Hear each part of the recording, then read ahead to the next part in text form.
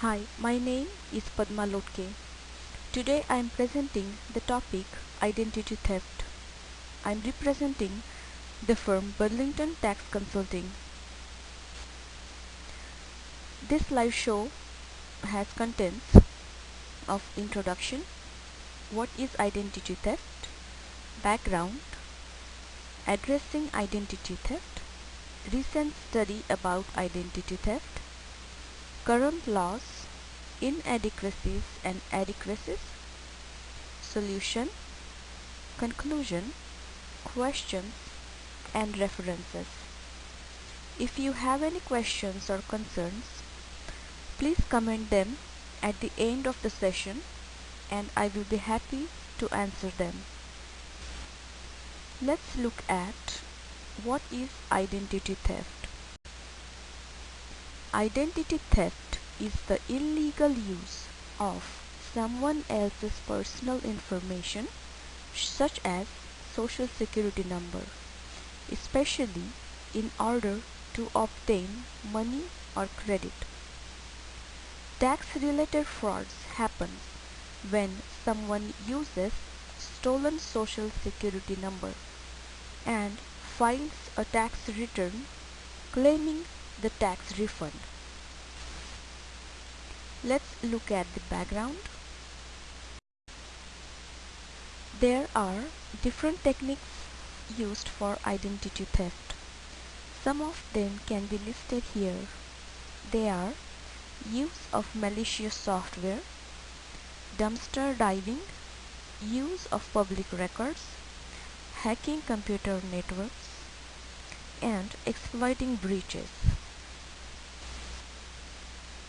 When a company has customers' personal data, such as social security numbers, it is important to protect this data from identity theft. We need solutions to protect this data. In this presentation, I will be recommending solutions to address this issue. Let's look at the current laws. Computer Fraud and Abuse Act is the main anti-hacking law in the US. According to CFAA Act, it is illegal to access someone's computers without their authorization or to exceed one's authorization and read and copy information. This is the recent study done by Javelin Strategy and Research Group. We can see in this graph about fraud victims and losses continue 3-year rise. According to this study, when we look at this graph, we can see that there is a rise in the fraud victims from 2012 to 2017, and the monetary losses due to fraud can be seen decreasing from 2012 to 2016. Inadequacies in the current laws. The above study shows that the current laws are inadequate. The law is get to be that way, which is little bit behind, or we can say inadequate, because cyber criminals are always very good hackers. They are always curious to find new ways to hack, and hackers are very persistent about hacking until they achieve what they want to achieve.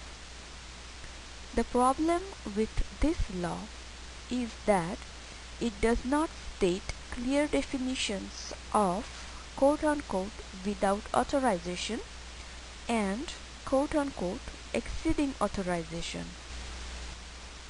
Adequacies in the current laws. USA Patriot Act amended CFAA Act, resulting in increase in penalties for the first offense and for hacking the computers belonged to criminal justice system and the military.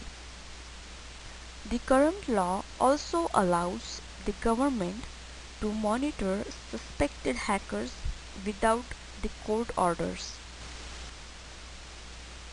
Looking at the adequacies and inadequacies of these laws, it is clear that it's very difficult to capture the cyber criminals and prosecute them. So, we need to have a solid solution that we can implement at the organizational level. So let's look at the solution to stop the identity theft.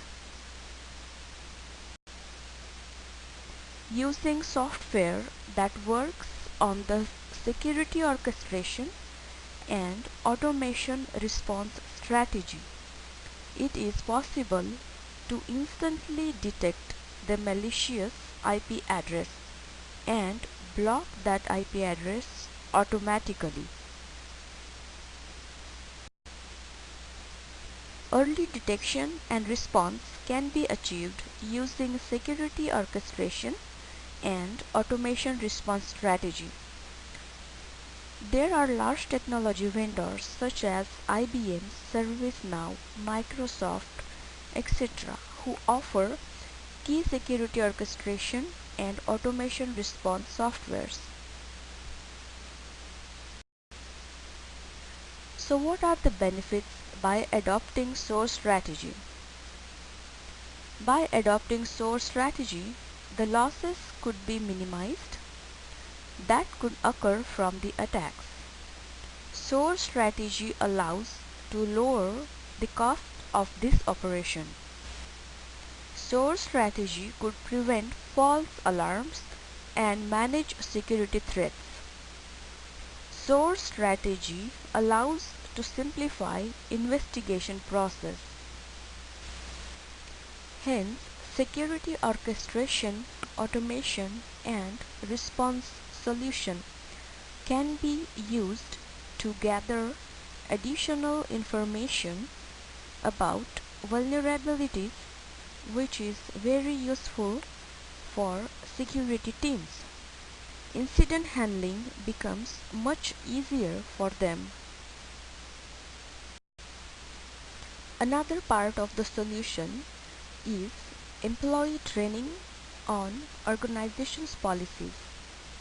It is very important to provide training on company policies regarding customer data privacy, such as employees are not allowed to write down customers' data on paper and personal devices are not allowed to plug in the organization's computers. In the employee training, it is important to give guidelines about passwords.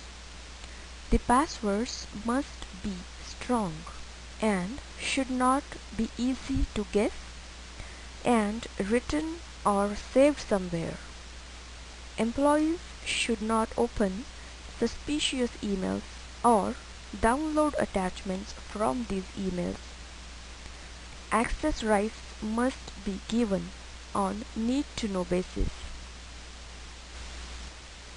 Finally, the authorities must check in-depth safety and security measures are being taken care of in daily operations.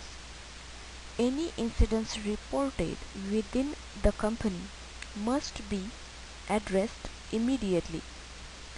Effective monitoring of data retrieval is essential. So, in the conclusion, by adopting these solutions, we can achieve the goal to protect the organization's data, reputation, save the company from lawsuits, and save money due to reduced number of investigations related to identity theft. If you have any questions, please post them in the comment section and I will be happy to answer them.